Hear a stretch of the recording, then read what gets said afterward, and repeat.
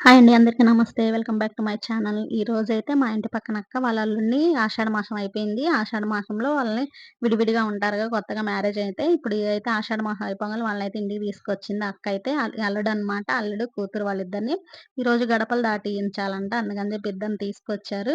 ఇంకా ఇక్కడైతే అందరూ కొంచెం ముత్తైదులు ఒక ఐదుగురిని పిలిచిందనమాట. ఐదుగురికి పసుపులు పోసి ఇంకా గంధం అయితే రాశారు వాళ్ళందరికి కూడా. ఇంక వాళ్ళైతే ఇంకా ఆచారాలను పాటిస్తున్నారండి. ఇంక మనకి ఇలాంటియయితే తెలీదు. మన జీవితంలో ఇలాంటియన్నీ జరగలేదు గాబట్టి, మనకు కొంచెం చూడడానికి ఇంట్రెస్ట్‌గా అనిపిచ్చింది. సరే అందుకే నేను గూడా వెళ్ళాను. అక్క అయితే రమ్మని చెప్పింది. సరే నేను గూడా ఎలా చేస్తారో ఏంటని చూద్దాం అని చెప్పి ఎళ్ళాను. ఇక్కడైతే అన్ని స్వీటు ఇంకా ఫ్రూట్స్ అయన్నీ బట్టలు అల్లుడికి, కూతురికి బట్టలు తీసుకొచ్చిందక్క. తీసుకొచ్చి అవన్నయితే ఇక్కడ మంచం మీద పెట్టింది. ఇంకా ఇలా చేస్తారంట ఇవన్నీ. ఇంకా ఐదుగురు ముత్తైదులకి అవి ఇవ్వడానికి. ఇంక మొత్తానికి ఫైనల్‌గా అయితే ఇంక ఈరోజైతే అల్లుడిని లోపలికి గడప దాటించాలంట. గడపైతే దాటించడానికి రెడీగా ఉన్నారు. ఇంక వాళ్ళ వైఫ్ అనమాట అమ్మాయి.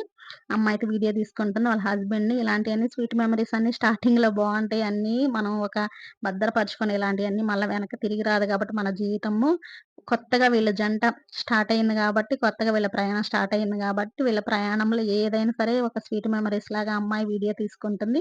సరే ఫోటోస్ కూడా కొన్ని ఫోటోస్ తీసుకుంది. ముందైతే ఫస్ట్ అయితే అబ్బాయి టెంకాయ కొట్టాడు. ఇలాంటి ఆచార సాంప్రదాయాలేంటంటే మన భారతదేశంలో ప్రతి ఒక్కళ్ళు పాటిస్తారు. అంటే నాకు చాలా లైక్ చేస్తాను ఇలాంటి ఆచారాలు, సాంప్రదాయాలు నాకు చాలా ఇంట్రెస్ట్ అనమాట. ప్రతి ఆచారాన్ని నేను దేన్ని కూడా తీసేసేయను. ప్రతి ఆచారాన్ని నేను కంపల్సరీగా పాటిస్తాను. నాకు చాలా ఇష్టం అనమాట ఇలాంటివి. ఆ అమ్మాయిదిగో వాళ్ళ వైఫ్ అనమాట. అబ్బాయి వాళ్ళ వైఫ్, అక్క వాళ్ళ కూతురు.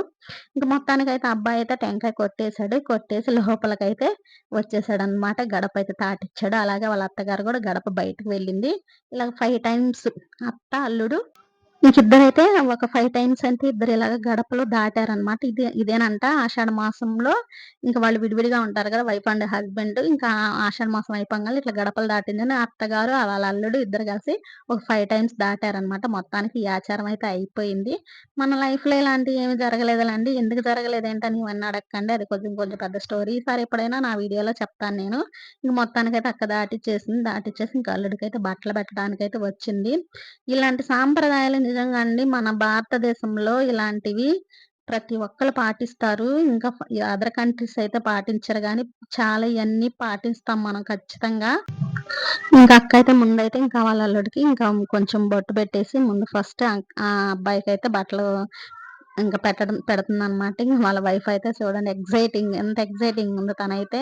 ఇలాంటివి ఏమైనా కొత్తల్లో బావుంటదండి. ఏదైనా ఇలాంటి ప్రతి ఒక్కటి ఆచారాన్ని, సాంప్రదాయాలను పాటించి ఇలాగా జరుపుకుంటే ప్రతిగా ఒక స్వీట్ మెమోరీస్ లాగా మన మనసులో అలా ఉండిపోయిద్ది.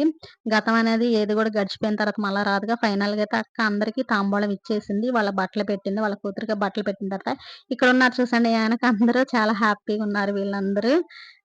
నేనైతే ఇంక ఫస్ట్ వీడియో అంతా నేనైతే వీళ్ళ ఫ్యామిలీని ఫస్ట్ అడిగాను. నేనైతే వీడియో తీసుకుంటాను. లాంగ్ వీడియో మరి పర్మిషన్ ఇస్తే నేను యూట్యూబ్‌లో పెట్టుకుంటానని చెప్పి, ఆ ఫ్యామిలీ అయితే నాకు పర్మిషన్ ఇచ్చింది. పెట్టుకో ఏం కాదు వీడియో తీసుకోనని చెప్పి, ఇంకా హ్యాపీగా ఫీల్ అయ్యాను. ఇంక వాళ్ళు పర్మిషన్ ఇచ్చాంగా మనం ఇంకా ఆగం కదా! వీడియోలు తీసుకోవడం.